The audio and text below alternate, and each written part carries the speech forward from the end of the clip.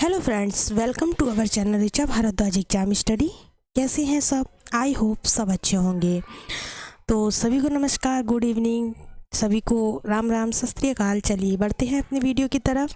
आज का जो वीडियो है आपका हिंदी का प्रैक्टिस सेट, बहुत ही अच्छा सेशन यहाँ पर शुरू होने जा रहा है।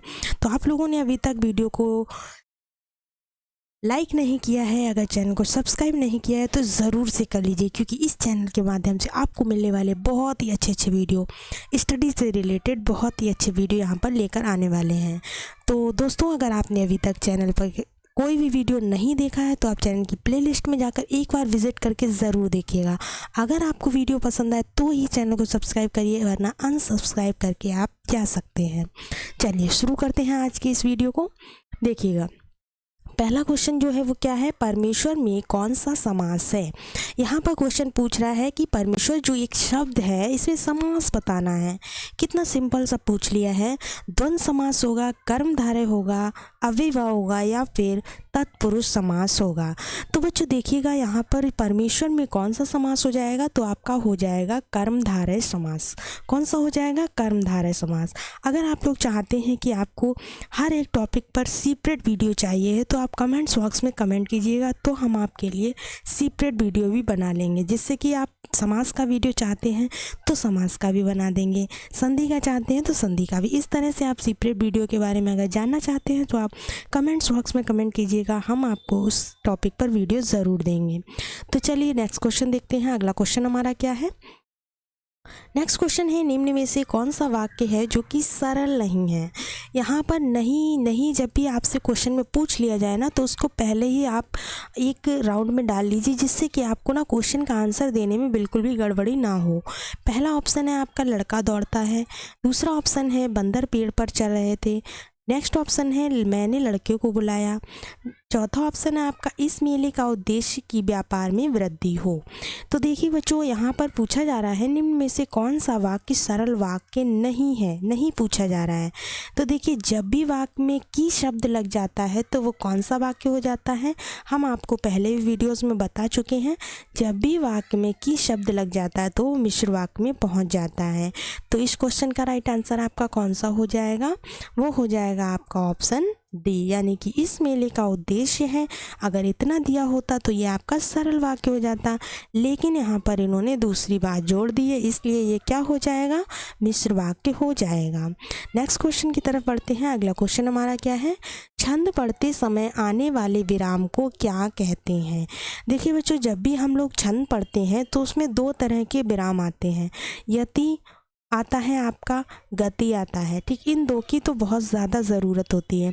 तो देख लेते हैं गति किसको कहते हैं। गति वो होता है जो लगातार बोलना, मतलब कि छंद को पढ़ते समय रुके ना, तो वो गति कहलाती है। अगर छंद पढ़ते समय बीच बीच में रुक रुक कर पढ़ना है तो उसको हम लोग यति कहते हैं। क्या कहते हैं? यति कहते हैं। इन्होंने यहाँ पर पूछा है छंद पढ़ते समय आने वाले विराम को क्या कहते हैं। तो देखते हैं आंसर। जो छंद पढ़ते समय विराम आता है उसको हम लोग यति कहते हैं। क्या कहते हैं? यति कहते हैं। चलिए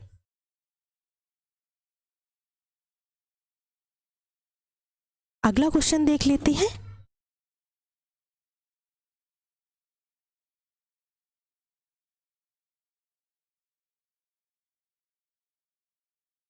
तो बच्चों देखिएगा, नेक्स्ट क्वेश्चन हमारा क्या है? अगला क्वेश्चन है, ले चला साथ मैं तुझे, कनक ज्यों भिक्षुक लेकर स्वर्ण झनक में अलंकार बताइए। बच्चों यहाँ पर अलंकार की बात की जा रही है। तो देखिए, आपसे पूछा जा रहा है ले चला साथ मैं तुझे, कनक ज्यों भिक्षुक लेकर स्वर्ण झनक में अलंकार बताइए। ऑप्शन में दिया है रूपक अलंकार होगा, उत्प्रेक्षा होगा, उपमा होगा आपका, या फिर आपका श्लेष अलंकार हो जाएगा।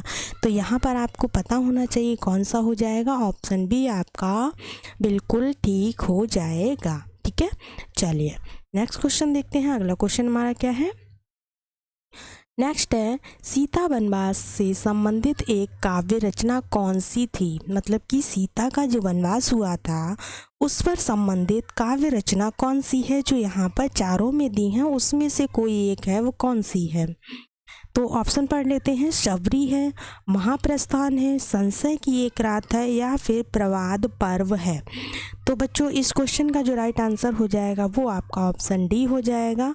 सीता वनवास पर आधारित जो एक आपकी रचना है वो आपकी प्रवाद पर्व है, जो कि नरेश मेहता की रचना है जो सीता वनवास पर आधारित है। चलिए नेक्स्ट देखते हैं।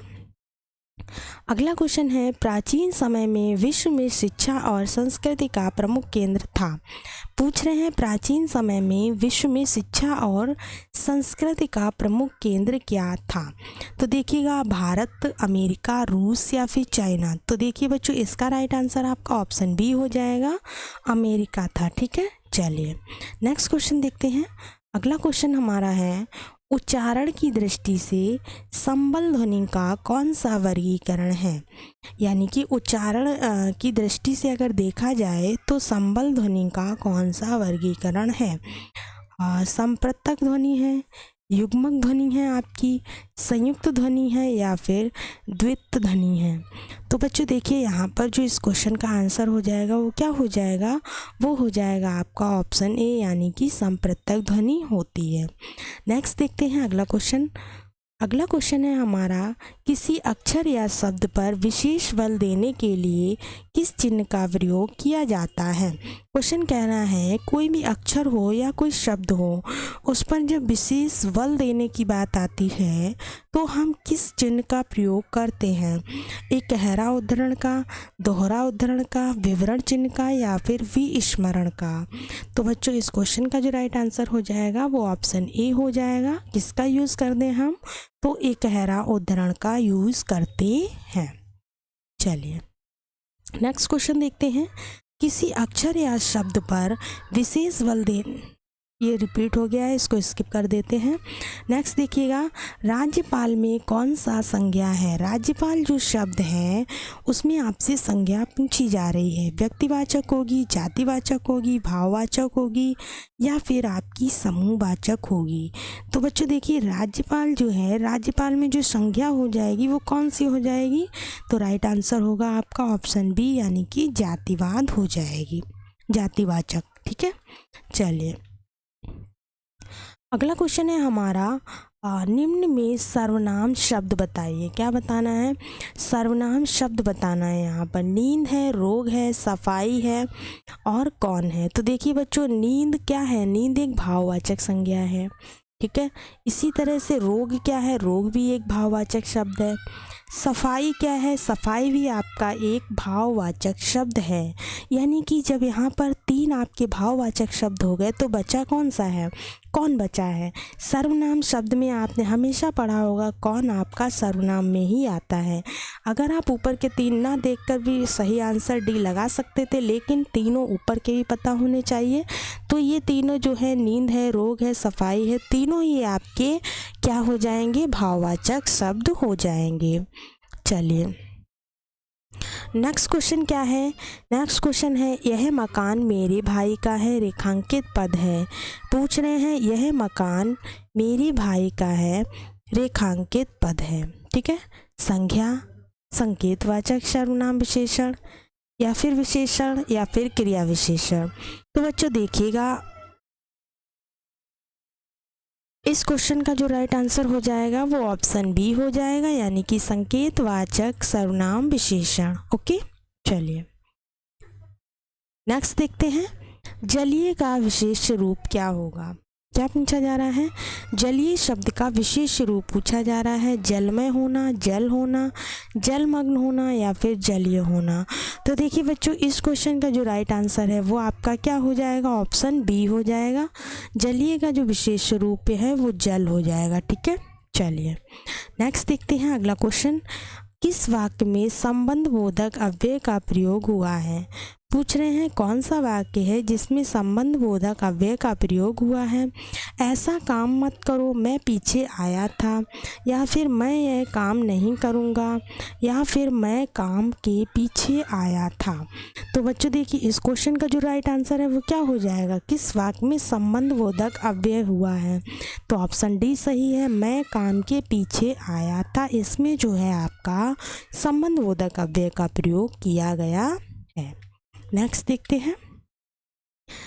देखिए बच्चों अगला क्वेश्चन क्या कह रहा है, पढ़ लेते हैं। नेक्स्ट क्वेश्चन हमारा है मंत्री शब्द का लिंग क्या होगा। मंत्री जो शब्द है उसमें कौन सा लिंग है, पुल्लिंग है, स्त्रीलिंग है, नपुंसक लिंग है या फिर आपका उभय लिंग है। तो बच्चों जहाँ तक हम मंत्री के लिंग की बात कर रहे हैं तो इसमें आपका राइट आंसर हो जाएगा ऑप्शन डी, यानी कि इसको उभय लिंग में रखा जाता है। चलिए नेक्स्ट देखते हैं।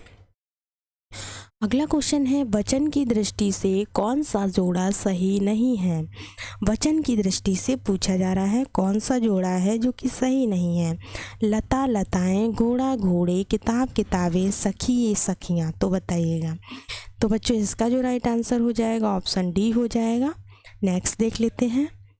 अगला क्वेश्चन हमारा क्या है, भाववाच्य छांटिए। क्या छांटना है, भाववाच्य छांटना है।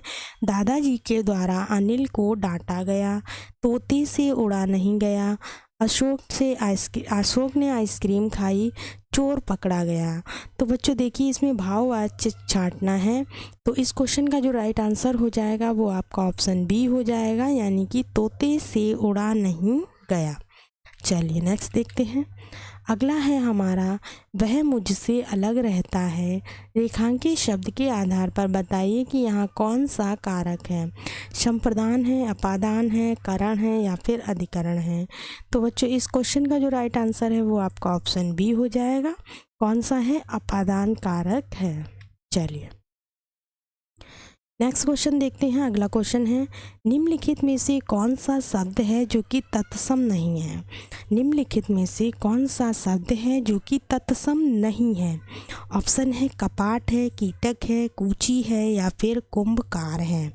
तो चारों में से जो राइट आंसर हो जाएगा वो क्या हो जाएगा, ऑप्शन सी हो जाएगा। कूची जो है वो तत्सम शब्द नहीं है। नेक्स्ट देखते हैं। अगला क्वेश्चन है अखरोट शब्द किस विदेशी भाषा से आया है। किसकी बात की जा रही है, अखरोट की। अखरोट जो शब्द है वो किस विदेशी भाषा से आया है। पश्तो से, रोमन से, जापानी से या फिर अरबी से। तो बच्चों अखरोट वाला ऑप्शन आपसे कई बार पूछा गया है, इसका राइट आंसर आपका ऑप्शन ए हो जाएगा। पश्तो शब्द से आया है, पश्तो भाषा से। ठीक है, चलिए होप सो बच्चों क्लास आपको पसंद आई होगी। चैनल को लाइक करें, सब्सक्राइब करें और शेयर करें। अपने फ्रेंड सर्कल में भी शेयर करें आप, क्योंकि और भी बच्चों की मदद हो सके। अगर क्लास अच्छी लगती है तो ही चैनल को सब्सक्राइब करें। चलिए मिलते हैं नेक्स्ट वीडियो में, तब तक के लिए धन्यवाद।